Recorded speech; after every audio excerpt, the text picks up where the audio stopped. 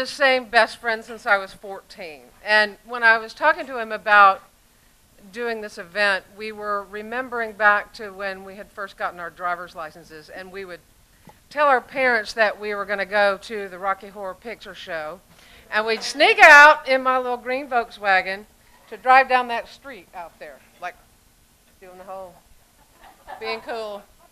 And we go down here to the grocery store that we later learned was cool to call the Mary Thumb. And we'd sit there in the car. And we'd get just down below that window screen. And we'd look up. And we'd look at all the gay people. And we probably did that about 10 times before we ever had the courage to actually get out of the car. But eventually we did. And I had the opportunity to meet people like George and Jack and like Mike and John Thomas and Lori Masters, and I thought, you know, I want to be like those people because they're doing stuff. Now, I didn't realize at the time that I could never be exactly like them because they all have the ability to sit through a board meeting without getting up and wandering around the room or getting into a philosophical discussion with the person or philosophical argument with the person next to them. But in the words of Benjamin Franklin, internal dissent strengthens a movement, so I'm very happy to have played my part as far as that goes. But I'm sure that everybody here has got stories about the first time they went out to meet the gays. We've heard some great stories tonight about this community. But instead of doing that tonight, what I want to do is tell you about something that happened last summer. Because back in those days when Bill and I were in that Volkswagen, I would have never imagined that I would have the opportunity to be sitting in the courtroom of the United States Supreme Court on the date of not one but two of the most seminal decisions in the history of our community, the implications of which we have not even yet begun to understand. You know, the worldview that I developed growing up in this amazing community because of my interactions with a lot of you all has led me to the opportunity to get to talk to people all over the world about my idea that being a lesbian is the best thing that ever happened to me.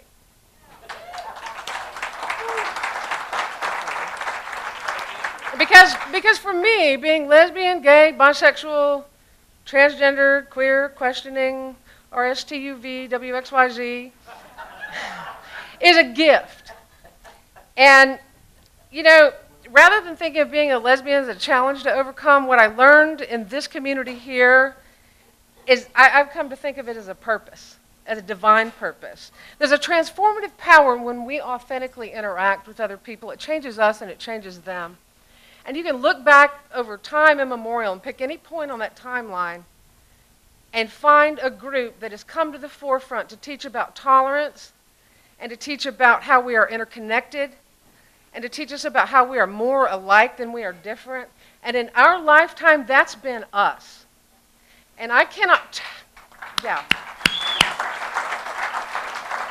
tell you how incredibly grateful I am to have lived at a time when my people were the chosen.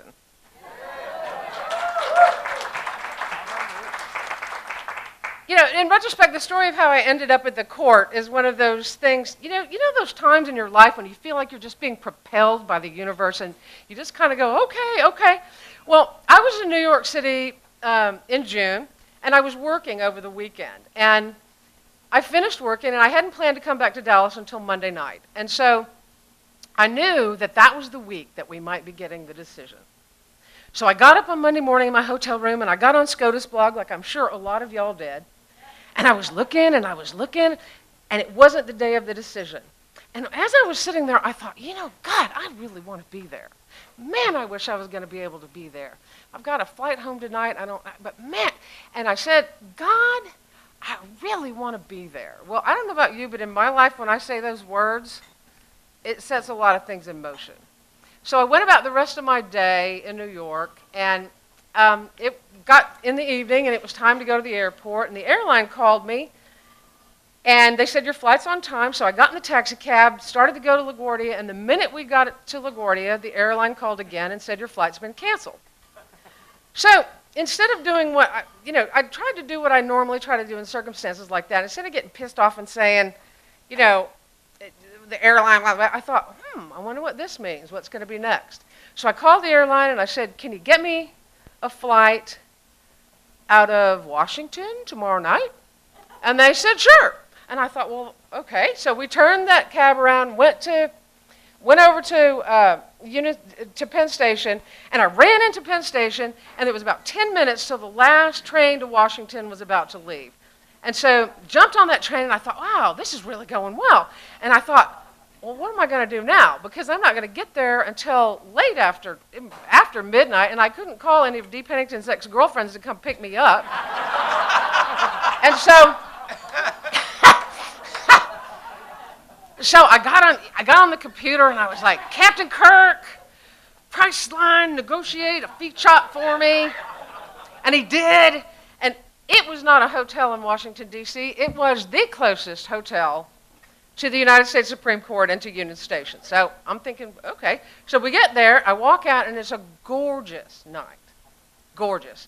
And there's the Capitol, and there's the court, and they're all lit up. So I ran over to my hotel and walked up to the court, and there were about 4 people sitting on the curb, and I realized that they were waiting to go in. Now, I had planned to just go and be outside going, or whatever we were going to do, but I thought, well, I'll give it a try. So I sat there from about 1:30 in the morning through a very, very long night with a bunch of students from the Citadel who were coming to see the court and singing. They were very impressed with their 4-part harmony, and they were singing every pop song that I have ever tried to forget the lyrics to. The whole night. But it was a good experience. We're sitting on the curb, and next day, media's there, got into the court, and it was time for the decisions, and it wasn't our day. So I thought, oh, God, I've got to stay, because at the end of the time, Justice Roberts said, tomorrow we're going to give the rest of the decisions. And so I thought, well, I've got to stay till tomorrow. So I ran out, and the first thing on my phone is an email from Captain Kirk that says, you can have your room again tomorrow night for 1/3 of the price that this room normally is. I'm like, well, that's great. So I called the airline and said, can I switch my flight till tomorrow night?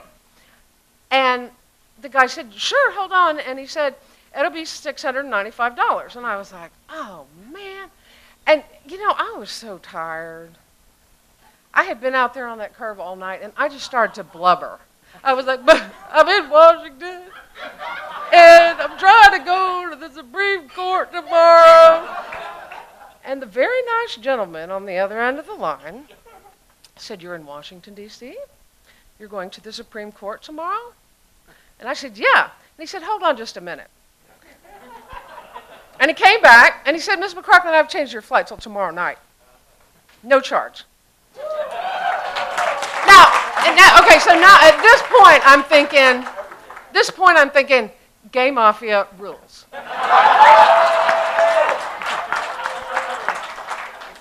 So everything was set. So that night I had been there at 1:30 in the morning, and I was like number 6 in line. So I thought, well, I'm going to go early. So the next night, I go over there at 10:30, and I walk up to the court and start counting the people, walking down the line. 1, 2, 3, 4. Get all the way down the block, cross the street, turn the corner, 69, 70, 71, 72, 73. And I thought, there's no way I'm going to get in. I'm so tired. This is exhausting. I'm just exhausted from staying up all night last night. So maybe I'll just go back and go to sleep, and then I'll come out here tomorrow. Well, in the amount of time it took me to think that, more people started getting in line behind me. And so, I thought, well, I'm moving up. This is good. And there was a kid behind me, and I said, hi, I'm Karen. He said, hi, I'm Alan. And I said, where are you from, Alan? He said, I'm from Texas. And I said, really? He said, yeah, but I work here now in Washington, D.C. And I said, really? After I got out of college, I came and worked in Washington, D.C. too. And I said, where are you from? And he said, Dallas. And I said, and he said, where'd you go to high school? And I told him, and he said, well, we went to the same high school. And at this point, I was like, of course you did. Of course you did. So I'm seeing this as a sign, right? So You know, these people that were out there, they were not camping. They were glamping. They had all this, you know, all their stuff and all their beds laid out and all their chairs and everything. And here I was in the same clothes I'd been wearing the entire weekend, sitting on the curb with my little backpack going, I hope we get in, hope we get in. Well, we were so far back in the line that was all the conversation was. How many people got in yesterday? I mean, well, aside from the fact that we were all watching the Wendy Davis filibuster on our phones. But,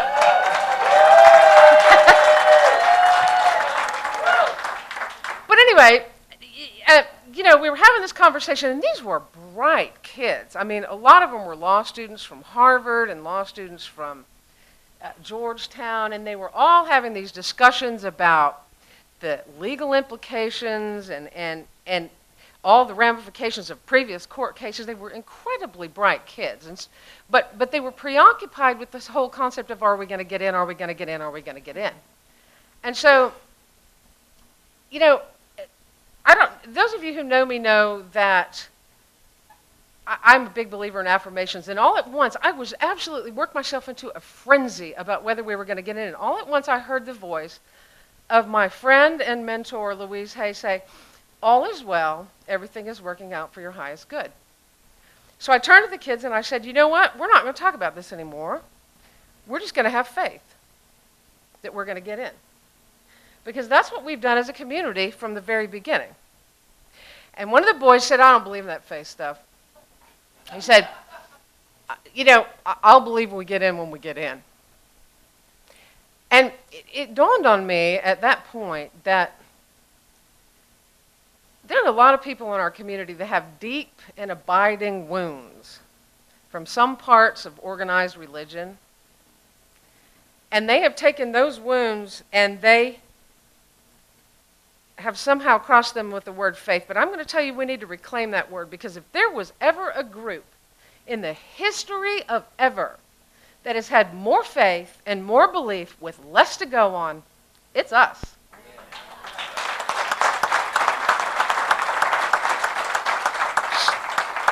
So I turned to him and I said, you know, faith is a knowledge that's in your heart, that's beyond the reach of proof. And you're a part of a community that has a long history of that. And that shut him up. But anyway, so we were there and it was getting late and Wendy Davis was done and we'd already settled this concept that they were not to speak about the concept that we might not get in around me. Now, and I was by far the oldest person there. By far. And they were very kind young gentlemen who offered me their chairs, and as much as it killed me, I took them because it was not pleasant. So we sat down there, and so I was sitting in the chair, and all my little curb buddies were all on the ground around me. And it was in the middle of the night, and so I just decided that we were going to have Uncle Karen's story time. And I was going to tell them about what it was like when I was their age. Because we were sitting there on the curb on the backside of the Capitol, and I was thinking about all those things that had happened to all of us, all those moments along the line on the other side of the Capitol. And I thought about my friend Alan, my buddy Alan from Texas, and we had a lot of conversations about this bar, actually. About that was the first place he ever came. But I was thinking about Alan and when I was his age, and I was remembering when I lived in Austin in college, and we decided that we were going to have a gay students float in the Roundup parade.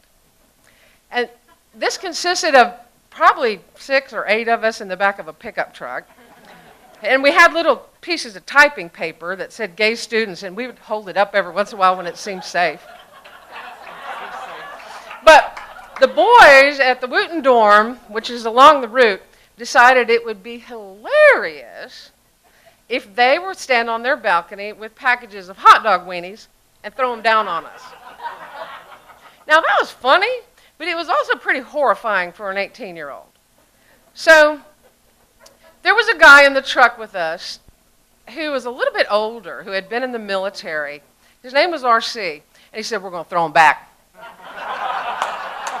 And we're going to tell him we love him anyway. So there we were, hunking those weenies back up there going, we love you anyway, we love you anyway. And I didn't realize that was going to be the refrain for the rest of my life as an activist. It's okay, we love you anyway, and we're not going anywhere.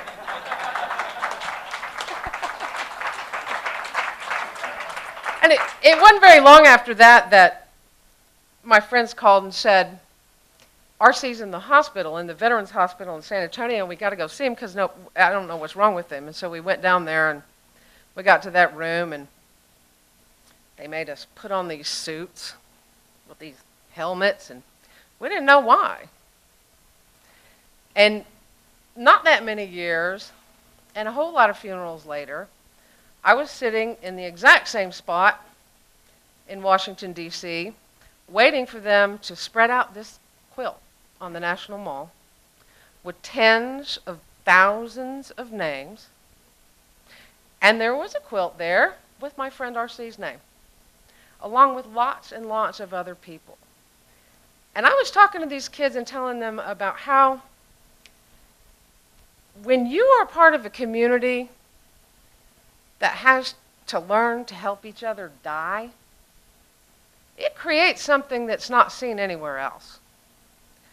We learned a lot of things back then, and so how to care for each other and about what happens when your body's not here anymore, and all of those things. And so I talked about a lot of other memories too. I remember so clearly in 1993 being there in front of the Internal Revenue Service at the March on Washington, and Reverend Troy Perry was officiating a mock wedding ceremony. And this was very fun because everyone was grabbing someone to marry. I honestly have no idea who I married. It might have been one of y'all, but... But anyway, the thing is, it was fun and it was symbolic, but it seemed kind of futile, at the time. And that was 20 years ago. That was only 20 years ago. So we came, pardon me? How old was I? I'm not telling you that. Yeah. So I didn't hear what you said. I'm sorry. So anyway, I was thinking about a lot of other things that had happened over time and about how we had then gone on from now, we made those symbolic gestures, and then, I came back here and we wanted our place at the table, and some of us wanted to metaphorically explode the table, and there were lots of conversations about that, and we moved forward. And one of the things I learned at that time is that we are already equal. We are just fighting to change the laws to reflect that. And I learned that growing up right here. And so time went by, and we had big fundraisers, and somebody put a card table outside their house, and you'd pay $100 to go in, and you didn't even know why.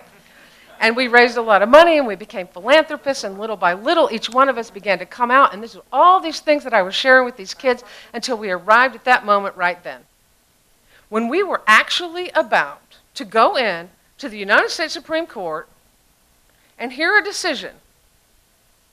So the morning started, and all night long, those kids were like, it's so hot, it's so hot. It was about 85. And so Alan and I were like, y'all don't even know what hot is. Oh, it's so hot the whole night.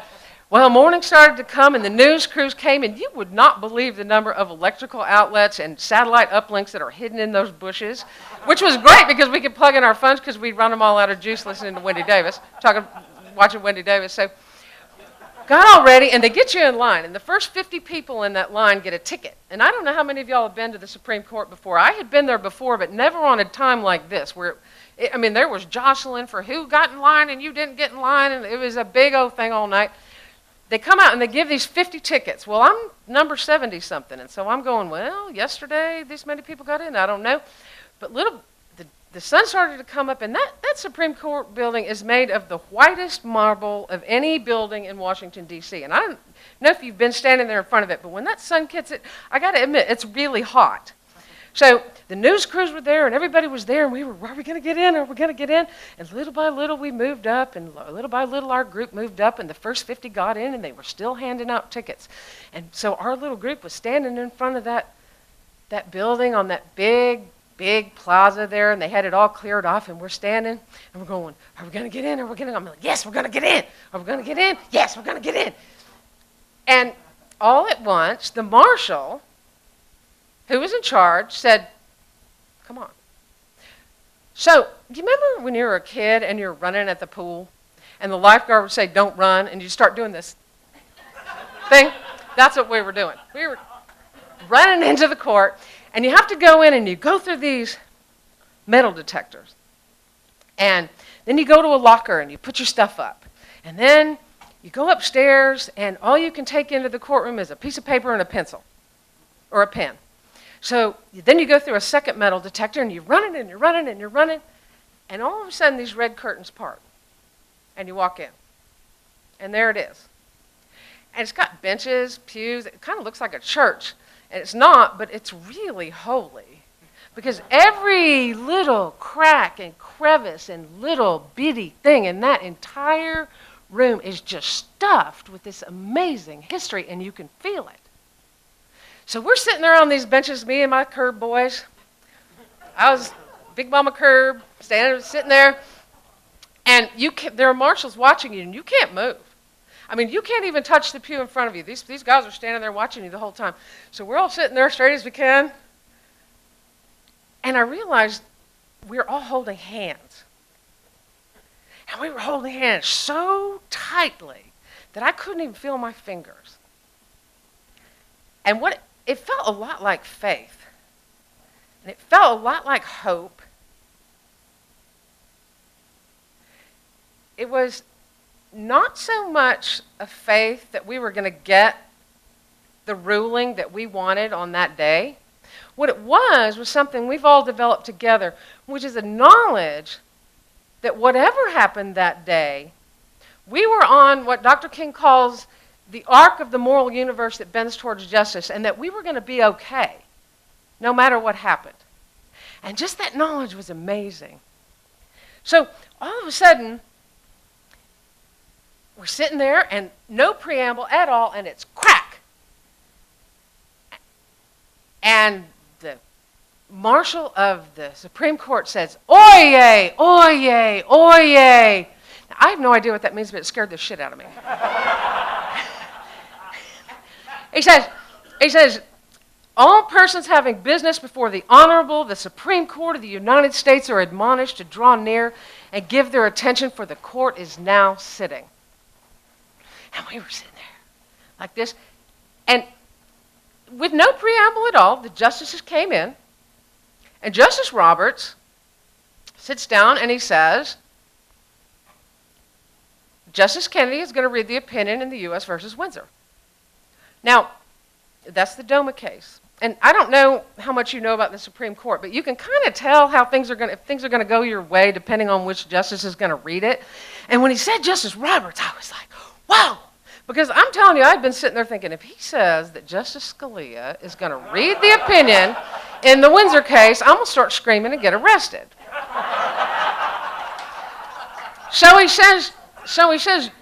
Justice Kennedy begins to read. And Justice Kennedy reads like your grandfather reading you a bedtime story.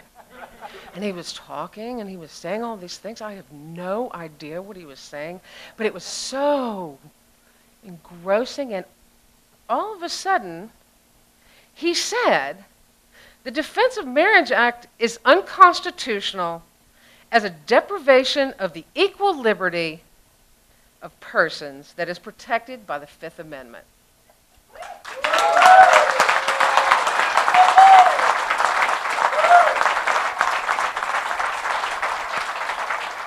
And then he said some other stuff that I actually don't remember because tears were squirting onto my glasses. I mean, squirting out of my eyes and onto my glasses. And we were trying as hard as we could to hold it together, and we were all going. And at that point, you know, it's a small room, and those justices are right there. And we were right in the eye line of Justice Kagan. Now, they're not supposed to show any reaction at all. And they have these water tumblers, this official Supreme Court water tumbler in front of them. But she looked at us, and she could see us going. And we could see her. And she picked that cup up, and she held that in front of her mouth for a long time. And in that moment, I could see every bit of acceptance and support and hope and joy that any LGBTQ person has ever wanted to see their entire lifetimes. Right there. It was a moment that I will absolutely never forget. And so that was over, and they did another case, and it was about lawyers, and I don't really even know, because I needed just a moment to compose myself. And I'm glad for whoever won, but whatever. And so then he says, okay, so then Justice Roberts says, okay, well, Justice Roberts is going to read the opinion in the Prop 8 case. Well, I don't know how much you know about Justice Roberts, but that doesn't tell me anything. It could go either way. I think he's bijudicial. And so he started, and that case is incredibly difficult to understand. And I don't know how many of y'all were on SCOTUS blog going, okay, what does this mean? Because we were sitting there going, what does this mean? What does this mean? And, it was like, we've already got one, so I'm doing that thing. We've already got one, so we'll be patient. It's okay if we don't get another one. And I thought, no way, we're going for it. So we started to read it, and we didn't understand. And we were going, what does this mean? But there was a row of very nicely dressed gentlemen in front of us, beautiful haircuts, beautiful suits, that I recognized from television. And they, all at once, one of them turned to the other one. So at that point, we knew, okay, this is good. Wait, we got two? We don't know how to do this. And just like that, it was over.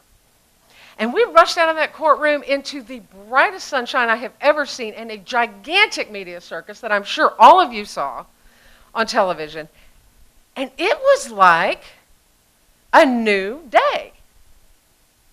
It reminded me of when I was the chair of the Walt Whitman School here in Dallas, and we had a kid who had a terrible, really bad situation in his school, and he came to us. And he was there for a long time. Some of those students are here tonight. And y'all are old enough to drink now, so. But anyway, he said, he was doing pretty well, but I sat down and talked to him one day, and I was like, Christopher, what's going on? And he said, now that nobody cares that I'm gay, how am I supposed to figure out what else I am? Which is a really good question. Because a lot of people in our community have spent a lot of time identifying with that. Now, that is not to say that those decisions that day in the Supreme Court are going to be the end, and that's going to be the day, because we have brothers and sisters in Russia and in Africa and in places all over the world, and it is our absolute moral privilege to help to work for them. But at the same time, we got to learn how to celebrate, and we're just trying to figure out how to do that. I signed on to the marriage thing kind of late. I thought there were other things, and not to mention the fact that I am so glad I was unable to get married when I was in my 20s. But that's a personal thing. I think everyone else should be allowed to. But the point is, we had to take a minute to really, really celebrate. And one of the things I love about being in this room is I know so many of you have been on this journey even longer than I have. Let's celebrate what we have done.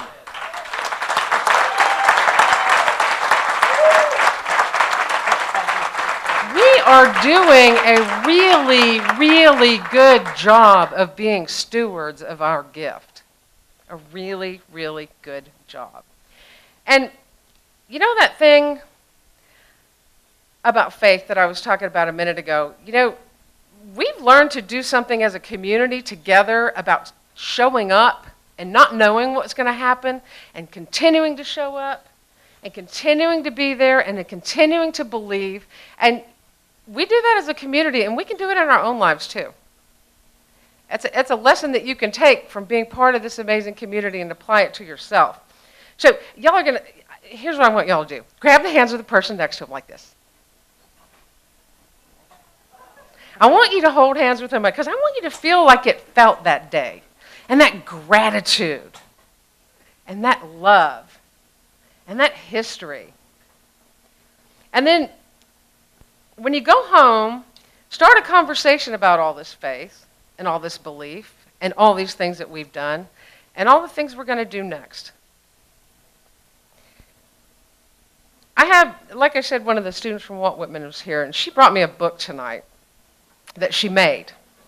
She's a big girl now, but she brought me a book she made, and I want to close with a quote that was in this book. And it's a quote from Marianne Williamson, who I've had the pleasure of working with a number of times, and here it is.